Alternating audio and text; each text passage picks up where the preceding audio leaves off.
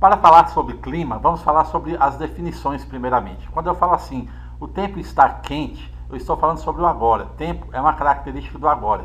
Mas quando eu falo assim, o clima da minha região é muito quente, clima é uma característica representada por um longo período. Vários fatores afetam o clima de uma região. O primeiro deles que vamos considerar é a vegetação. Quando eu tenho muita vegetação, eu tenho muita transpiração. Isso vai formar muita umidade na atmosfera. Outra coisa, muita vegetação significa muita sombra, ou seja, vai haver pouca incidência da luz solar direto no solo. Ou seja, vai haver pouca irradiação do calor do sol a partir do solo para a atmosfera, o que vai garantir climas mais amenos. A latitude é a distância em relação ao Equador. Quanto mais eu me afasto do Equador, quanto mais eu aumento a latitude, mais eu me aproximo do Polo Norte ou do Polo Sul.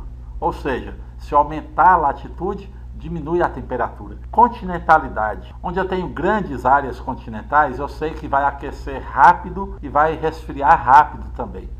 Normalmente eu terei dias mais quentes e noites mais frias, garantindo uma alta amplitude térmica, ou uma grande diferença entre a menor temperatura e a maior, parecido com o que acontece em um deserto. Por exemplo, no hemisfério norte, onde temos os Estados Unidos, as temperaturas normalmente são assim. O verão é bastante quente e o inverno é bastante frio. Altitude é a altura em relação ao nível do mar. Quanto mais alto eu estou, ou quanto mais elevado em relação ao nível do mar, mais eu vou garantir pouca irradiação do calor do sol a partir do solo para a atmosfera. Se vai haver pouca irradiação do calor, então os climas serão mais amenos à medida que eu elevo a altitude. Veja que assim, por exemplo, nos montes e montanhas elevadas, as temperaturas são menores. Massas de ar são bolsas de ar que levam as características de onde se originaram.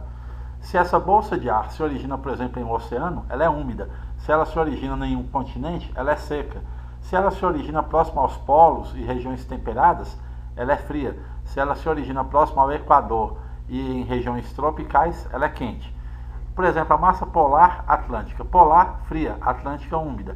Massa tropical atlântica. Tropical, quente. Atlântica, úmida. Massa equatorial atlântica. Se é do Equador, é quente. Atlântica, úmida. Massa tropical continental. Se é tropical, é quente. Se é continental, é seca. A maritimidade representa a influência das correntes de água marítimas ou oceânicas. Elas afetam as massas de ar, logo elas afetam o clima. Por exemplo, onde as correntes de água oceânica são frias, o que vai acontecer? Uma massa de ar quente passando por ali, por exemplo, vai se condensar e ela vai acabar entrando como uma massa seca no continente.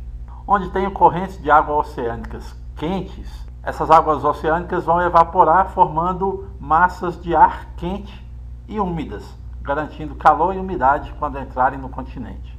No caso do relevo, quando nós temos estruturas muito elevadas, o que acontece? Uma massa de ar quente, por exemplo, vem, aí ela encontra uma barreira, uma estrutura muito elevada de relevo. Aí ela tem que subir. Quando ela sobe, ela encontra regiões mais frias e acaba precipitando, ou seja, ela nem chega a atravessar para o outro lado. O outro lado continua seco. E aquela região onde ocorre uma barreira, ocorre também a formação de chuva orográfica ou chuva de relevo. Vamos falar sobre outros tipos de chuva, mas vamos voltar em relevo. No Brasil, o frio e chuva chegam ao centro do país, ao interior, graças principalmente a corredores de serras que existem na região sul. A massa polar atlântica, polar fria, atlântica úmida, é uma massa fria e úmida, ela acompanha esse corredor de serras e vai parar mais ou menos no centro do país, no interior, formando climas úmidos e frios. Voltando às chuvas, uma chuva frontal é quando temos o encontro de uma massa de ar quente com uma massa de ar fria e a precipitação. Uma chuva de convecção, chamada também de chuva de verão, acontece da seguinte forma. Especialmente em grandes cidades, onde temos muito asfalto, a irradiação do calor do sol é grande, fazendo com que o ar próximo ao solo fique aquecido. Com isso, já que o ar quente é mais leve, sobe. Lá em cima, o ar frio sendo pesado, desce. Aí esse ar frio vai se aquecer por causa do calor, sobe. O ar frio desce. Isso vai continuar acontecendo até que a quantidade de ar que vai subir seja tão grande que vai encontrar o ar frio lá em cima e vai precipitar de repente como uma chuva forte e rápida, chamada chuva de verão ou de convecção. Se esse resumo foi interessante para você e quiser deixar o seu like e se inscrever no canal, eu lhe agradeço. Boas provas!